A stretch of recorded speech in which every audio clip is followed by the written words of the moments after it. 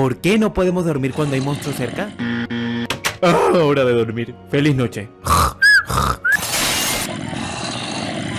Miren, pedazos de estorbo, cierren la boca. Ah, a lo mejor se van ahorita. Odio mi vida. Pero la quería tanto que daba igual. Porque 5 minutos con ella significaba 10 horas con otra. Oh no, hermano. Qué triste historia. ¿Y por qué ella te abandonó? Me reemplazó por un cerdo. ¡Ey! ¡No te burles! Lo siento, es que te reemplazó por un... Espera, ¿ya es de día? ¡Es hora de la chamba! Mi primera chamba.